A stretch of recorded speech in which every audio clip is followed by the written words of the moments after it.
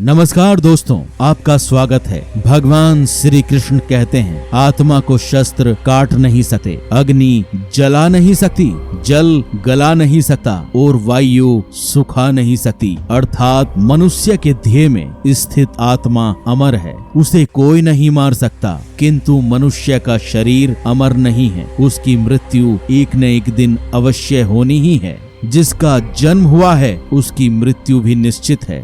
जिस समय मनुष्य इस भौतिक संसार में जन्म लेता है उसी क्षण उसकी मृत्यु का समय और मृत्यु का कारण निश्चित हो जाता है। मृत्यु एक ऐसा विषय है जिसके बारे में हर मनुष्य जानने की जिज्ञासा रखता है। मृत्यु से पहले होने वाले आभास, मृत्यु के बाद आत्मा की यात्रा, पूर्व जन्म और पुनर्जन्म का सत्य आदि कुछ ऐसे सवाल हैं जो हर किसी के मन में उठते हैं। लेकिन हमारे प्राचीन ग्रंथों में मृत्यु से जुड़ा लगभग हर रहस्य उजागर किया हुआ है।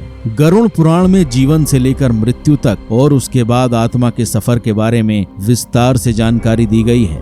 गरुड़ पुराण में भगवान विष्णु ने गरुड़ को मृत्यु के पश्चात होने वाली घटनाओं के बारे में बताया है। नरक लोक की यातनाएं, स्वर्गलोक और स्वर्गलोक के पश्चात पुनर्जन्म, इन सभी विषयों के बारे में बताया गया है। पृथ्वी पर जन्मा हर जीव जीवन और मृत्यु के चक्र में फंसा हुआ है। जिस प्रकार जन्म सत्य है उसी प्रकार मृत्यु भी एक शाश्वत सत्य है जिसे कोई ठुकरा नहीं सकता। इसलिए मृत्यु पर विजय पाना असंभव है। ईश्वर की इच्छा के बिना कोई भी मनुष्य उसकी आयु से अधिक एक क्षण भी जीवित नहीं रह सकता और हर व्यक्ति जीवन के इस कटु सत्य को जानता है, लेकिन फिर भी वह मृत्यु को लेकर भयभीत रहता है। गरुड़ पुराण में कुछ ऐसे संकेतों के बारे में बताया गया है जिन्हें यदि हम जान लें तो हम पहले ही ये जान सकते हैं कि हमारी मृत्यु का समय अब निकट आ चुका है। तो चलिए आज की इस पोस्ट में हम आपको बताएंगे भगवान विष्णु ने गरुड़ जी को मृत्यु से पूर्व मिलने वाले ऐसे कौन से संकेतों के बारे में बताया है। गरुड़ पुराण के अनुसार जब इंसान की मृत्यु निकट आती है तो उसकी परछाई उसका साथ छोड़ देती है। ऐसे मनुष्य को तेल और पानी में अपनी परछाई या प्रतिबिंब दिखाई नहीं देता है। अगर किसी व्यक्ति के साथ ऐसा होता है तो उसे समझ लेना चाहिए कि उसका अंतिम समय अब निकट आ चुका है।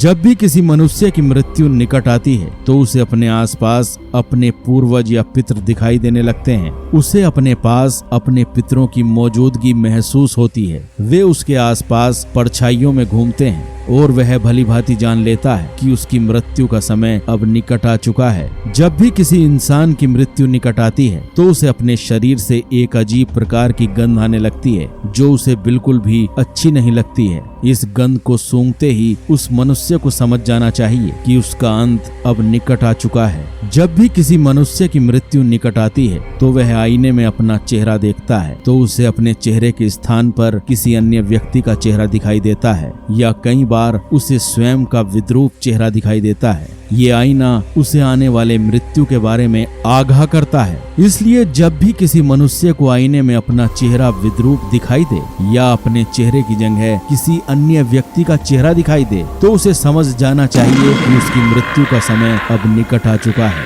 जब इंसान की मृत्यु पास आती है तो उसका शरीर पीला या हल्का दिखाई देने लगता है। उसकी त्वचा अंदर से जलने लगती है। यदि कोई व्यक्ति पापी होता है तो उसे नरक जाने का एहसास पहले ही हो जाता है और उसकी त्वचा जलने लगती है जिससे उसे बहुत अधिक तकलीफ भी होती है। जब मनुष्य की मृत्यु निकट आती है तब उसे सूर्य और चंद्रमा की रोशनी दिखाई देनी बंद हो जाती है। कई बार उसे चांद टूटा हुआ नजर आने लगता है। जब इंसान की मृत्यु निकट आती है तो उसकी जुबान थोड़ी ऐंठने लगती है, नाक और मुंह थोड़े कठोर हो जाते हैं और उससे पस निकलने लगती है। इनसे निकलने वाली दुर्गंध से वो परेशान हो जाता है और मृत्यु की कामना करने लगता है। जब इंसान की मृत्यु पास आती है तो उसकी आंखें इतनी कमजोर हो जाती हैं कि उसे अपने आसपास बैठे लोग भी दिखाई नहीं देते हैं। अर्थात उसकी आंखों की रोशनी भी कमजोर होने लग जाती है। जिस मनुष्य ने जीवन में अच्छे कर्म किए होते हैं, जिसने